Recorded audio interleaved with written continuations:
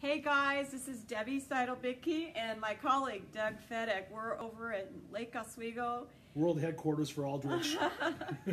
And we wanted to talk to you tonight about DSOs. Yeah, and you know what you need to know if you're not a DSO, and we have clients that are kind of like a mini DSO, so Doug and I were talking about that as well, but wanted to make sure that you have a good seat for the Facebook Live, and we just wanted to share some things with you before we get started, which is going to be in like 5 minutes from now. But Doug and I are co-partnering for a course here in Portland, Oregon on September 21st. And if you haven't been to Oregon before, I want you to know that it's already gorgeous. Well, September is especially fantastic. September we have less rain. Yes, thank you. Beautiful. So anyways, it's going to be at the Embassy Suites. It's called Dentistry, Get a Grip on Your Business and Grow Your Practice. And Doug and I are going to be talking to you about several areas of your dental business. And Doug's really knowledgeable about running your business. And we're going to talk about that bad apple in your practice. Doug, you're going to talk about fraud. We're going to talk about some things to be aware of and how to protect your practice from fraud. We're going to talk about some incentives, some tax incentives that can help you grow your practice and make it more affordable to invest in your practice to grow. We're going to talk about some transition issues, if there's anybody out there who's in a buy or sell mode.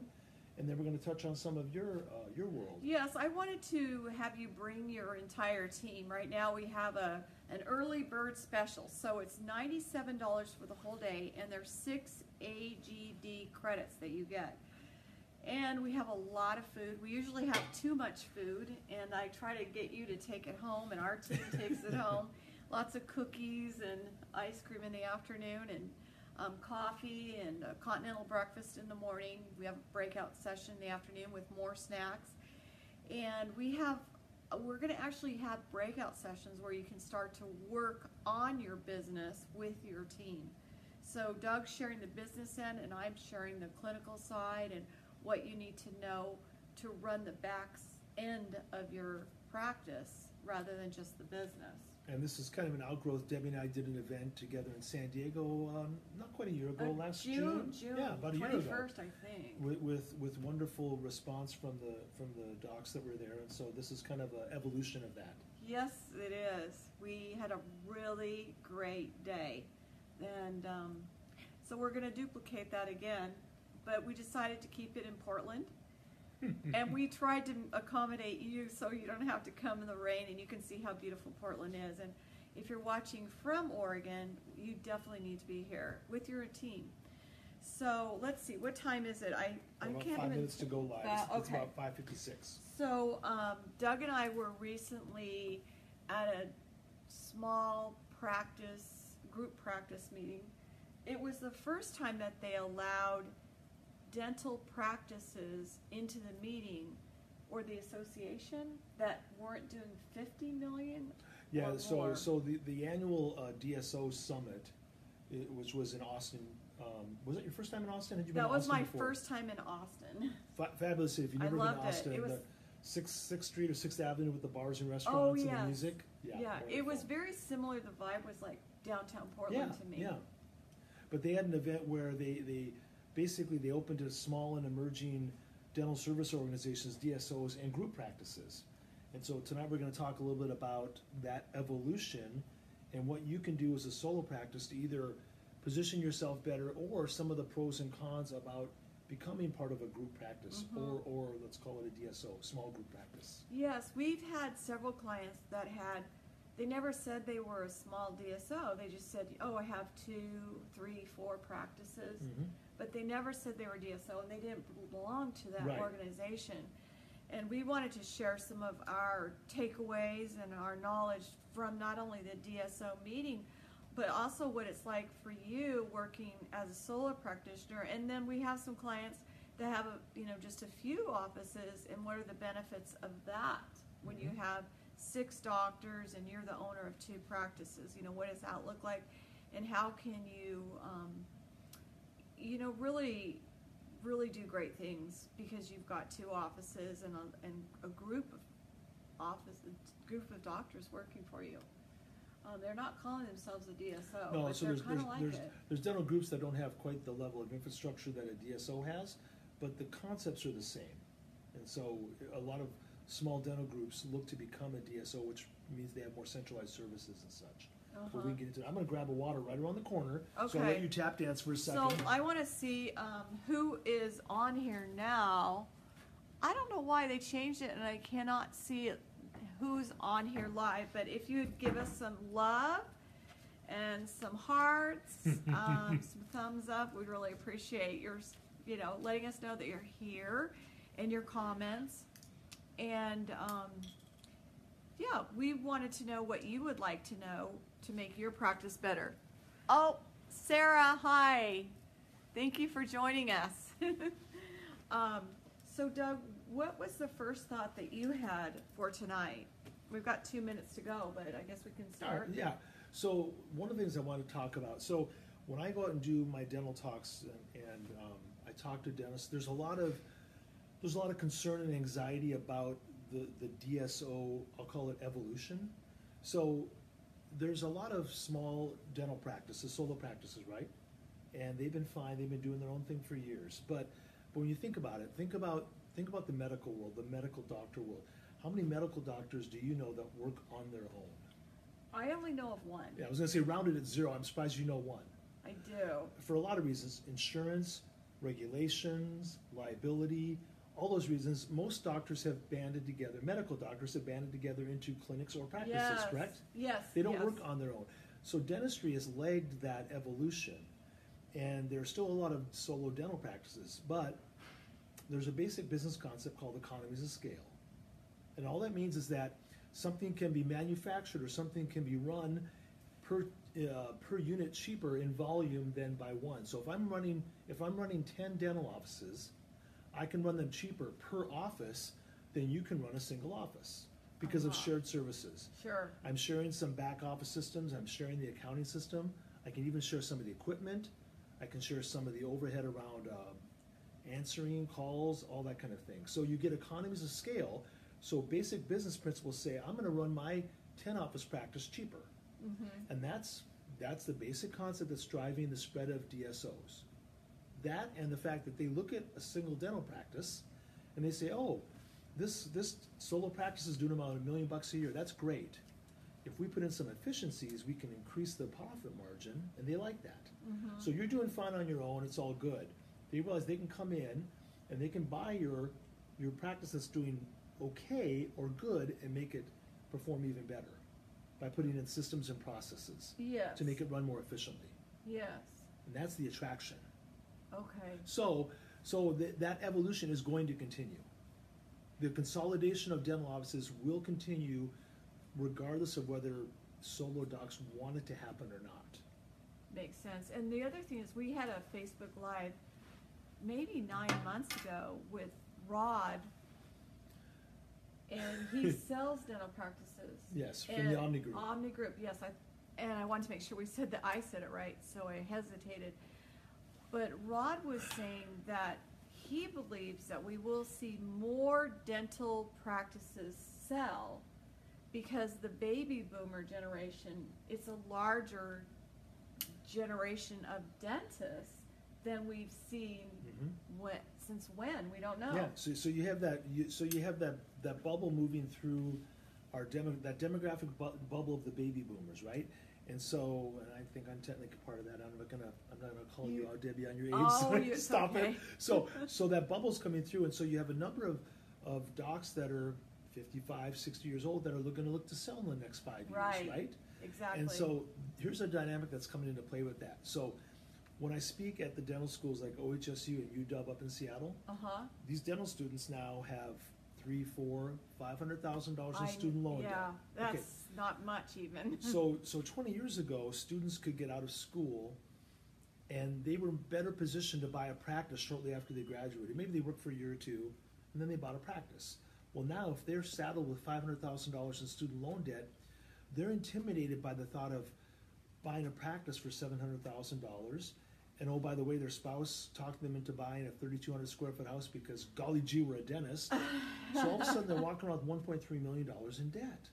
And so one of the natural markets to buy your solo practice is drying up a little bit because the students are so saddled with debt that they're not thinking about buying a practice in the early years anymore. Right. They're overwhelmed.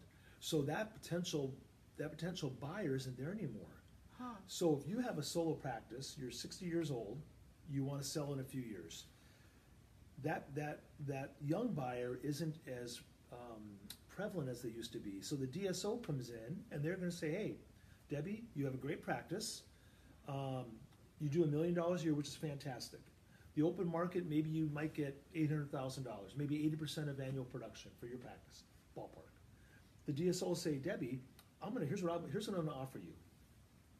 I'm going to offer you $750,000 up front, and then I'm going to give you $100,000 a year for 3 years as you stay and help this practice transition. And you're still going to get your regular production. Right. So over the course of time, I'm going to pay you more than $1 million. I'm going to pay you more than full price for your practice, but it's going to take a few years. Wow. So the doc goes, gee, they're offering me $1.1 million for $1 million practice. I have to stay 3 more years, which maybe I wanted to do anyway. I help transition the practice. And so the DSO makes an attractive offer, and they have the financing to be able to do that. We're going to pay you a chunk up front, and then we're going to pay you in increments over the next few years. How interesting. Yeah. Whereas the solo buyer, they don't have that financial flexibility, obviously, to do that. Right. They're just trying to get the bank loan to buy the practice. So we have a client right now, and hi guys. Oh, looks like we have some more people joining us. Oh, thank you. Hey guys, thanks for joining us. So, we have this client right now, and he's been in practice 30 years, and I think I have to ask him the history on it, but now he's really grown it into something really great, but he wants to retire. Mm-hmm. So he hired us to boost the production in the practice so it will sell more, but he already has 3 doctors who are young who are going to potentially buy in. Like they graduated within the last, one of them graduated in like 96, but the others graduated recently in the last 2 years. And so they're starting to buy in, but he's boosting the production. But I wanted to ask you, can you speak to, now the doctor also, in part of his exit strategy, is buying another practice that wasn't at full capacity, was very inefficient, and we already have tapped into some of those areas. So when you have 2 offices, you've got 6 doctors working in both offices. How can you utilize it? You're not calling yourself a DSO, but what do you do to make it work with that economy of scale? So you're still going to get economies regardless of what you call yourself.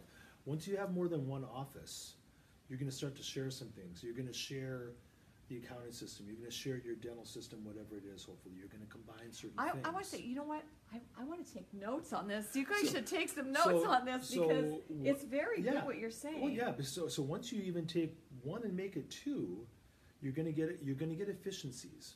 There's no way around it. And you can also get efficiencies around utilizing the team and the doctors in the different locations.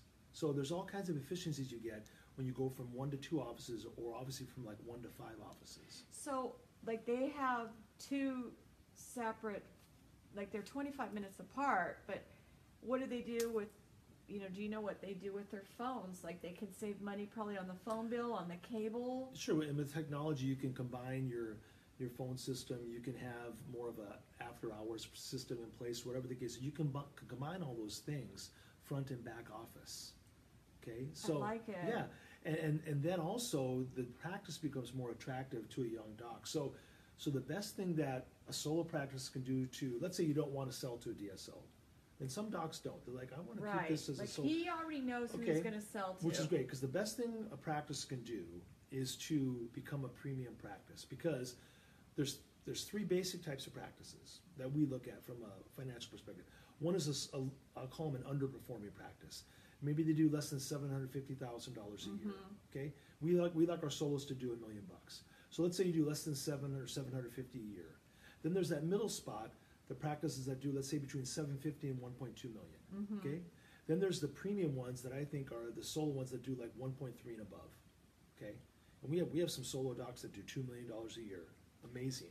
Okay, That is. so the DSO, they look at those three chunks and they say the low performing ones that only do 600,000 a year, we don't want to waste our time on them because they're so inefficient. We don't want to mess with them. The upper ones that do, let's say they're doing 1.5 million, that's too expensive for the DSO. They figure you've already figured it out. You've already tapped it out.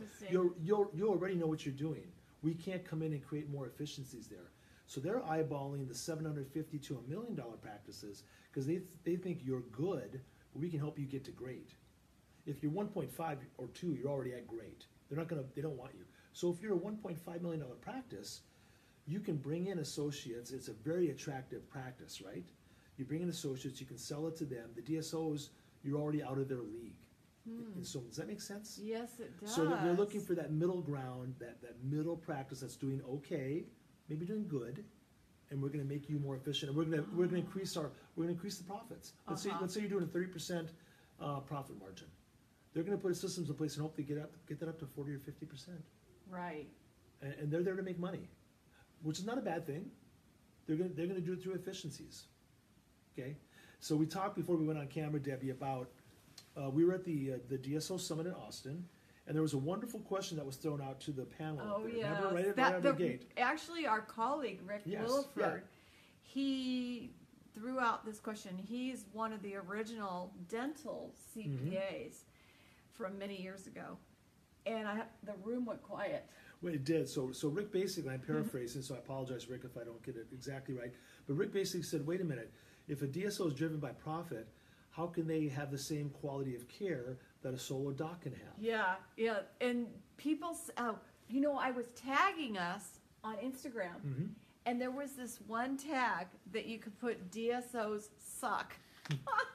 People think that, but listen to the answer. So the answer, and I thought it was a very logical answer. So the answer that was given to this question was, okay, wait a minute. If you're a solo practice, and we talked about this beforehand, the assurance for quality control and standards come from you, the doc, and you alone.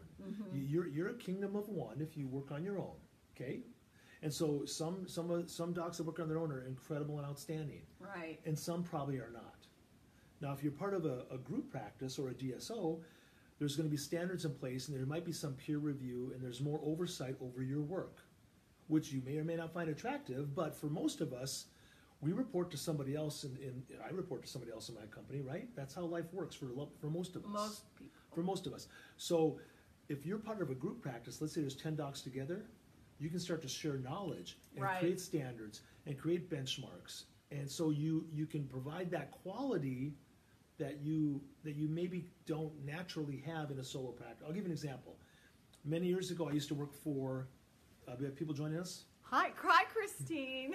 Thanks for joining us. So many years ago, I used to work for McCormick and Schmick seafood restaurants. Yes. Okay, so when you think about a restaurant chain, for good or bad, it's easier for a restaurant chain to put in qualities and quality controls and standards than it is for a mom and pop restaurant, right? The mom and pop restaurant they're gonna do what they want to do. They might be incredible, but they're not going to have the standards and the processes that a restaurant chain has. It's the same thing with a dental practice. Right. And Christine, thanks for joining us. Why don't you type us a question, Christine? Christine works with group practices, right, Christine? So you know what we're talking about. And I would love if we could get Christine to talk, because she works with group practices, and she's here. And she's a dental consultant with that's her background. She's a dental hygienist.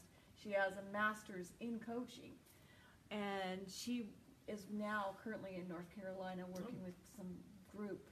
I don't know the name of the group there, but I just was with her recently, and she's, I believe, helping with the processes.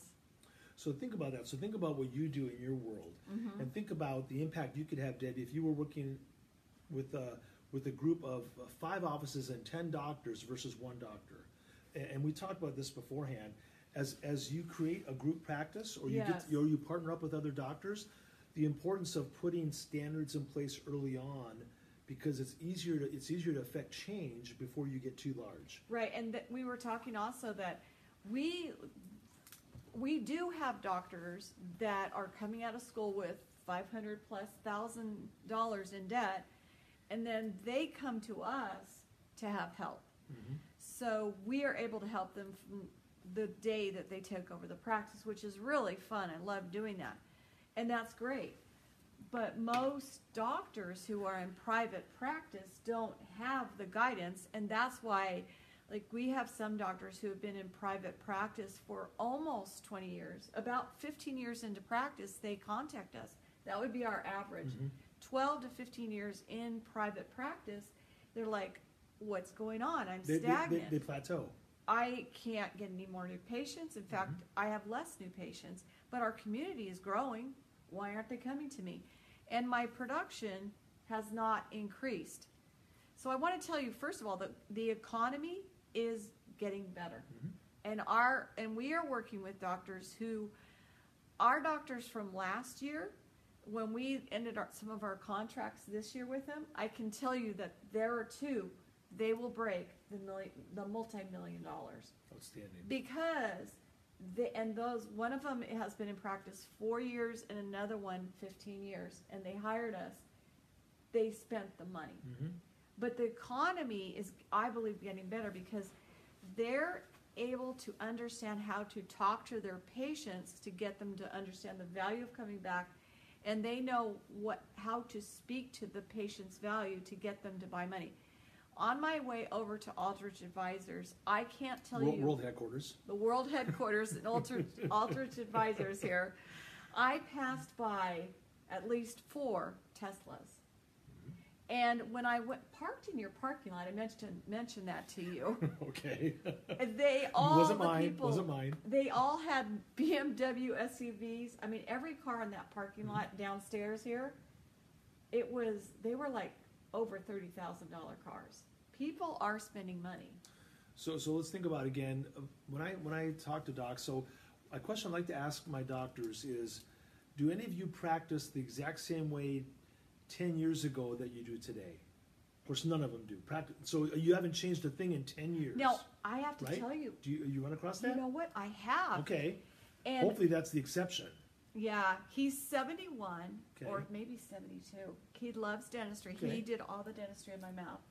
And I was at the CDA in Anaheim, and I talked to him, still doing everything the same. Okay, so let's say if anybody's practicing 10 years from now the same way they are now, you see my point? We're going to evolve. People are adopting digital dentistry. I right? know. And you can provide, let's be honest, you can provide better patient care when you go digital. So if a dental practice never changes, you're going to wither. You're going to plateau. You're going to die on the vine. Exactly. And those offices during the economic decline, when I went into an office they still had shag carpet, seriously, true story, there were no patients in the office. Yeah. So it's true that in dentistry, you have to move forward. And so this evolution of the DSO or group practice concept is another part of our changing world. And so dental practices have 3 choices. They can do nothing, which I think is eventually going to make their practice less valuable. They can become a premium provider, which is outstanding, or they can be even more proactive. They can become a premium provider and still join forces with others and create a small group practice. So also what I'm hearing you say, though, is if you can be a solo practitioner, by the way, that doctor that I was his hygienist for 10 years, and he's, I think, around 72 now. The hygienists were telling me that he still does beautiful dentistry. And they said, and his hand's not shaking. You are, yeah. But, he he was doing $1 million back in the 90s when I was his hygienist.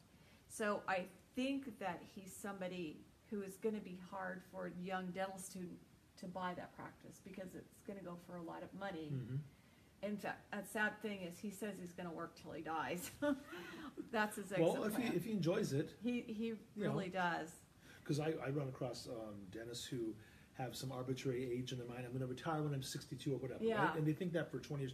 They retire when they're 62 and they wake up the next day and they go, why did I retire? Yeah, I enjoyed being and then a they go dentist. back. You can work part-time, you can teach a little bit, you can do all kinds of things to keep your toe in the water.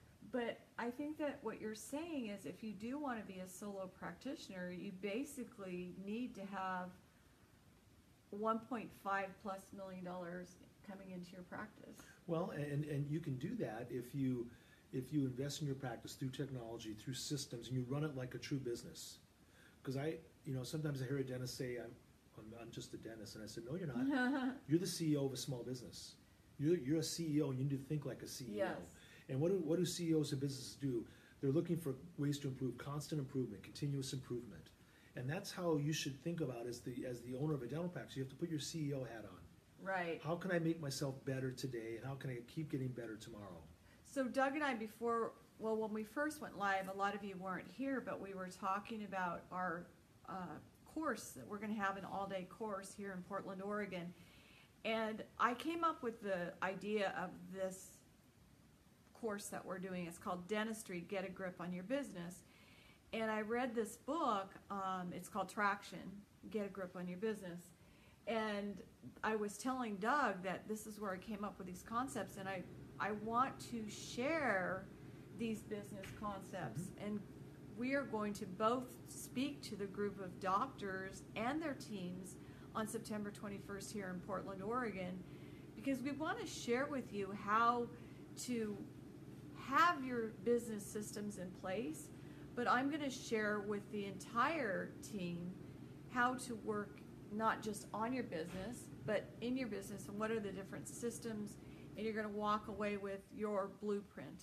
So we're going to combine the business side of dentistry with really the practice management side of dentistry, and you can walk out of there with a holistic approach to running your practice. I mean, I think it's really important that doctors understand that, like, you go to CE courses, but you have, like Doug, I just wanted to point out what you were saying was so key, is that I think a lot of the doctors that are listening right now are in dentistry because they wanted to be a clinician. When I ask the doctors that we work with as our clients, why are you a dentist? They really don't know why. Like, they don't have a deep enough why to get them out of bed 20, 30 years from their first day as a dentist. Which I think is kind of sad. It is. All they knew is, like, their dad was a dentist, or they liked science, but there's a deeper why. For example, why I do what I do is to help spread the word throughout the world that without a healthy mouth, well, with a healthy mouth, you're much more likely to have a healthy body. And a healthy mouth, I believe, can lead to a healthier, longer life. That's why I do what I do. I just saw an article, and I'm just spitballing here, but the gist of it was older people that have oral issues are more likely to fall, or they have other physical issues. So there's a correlation there.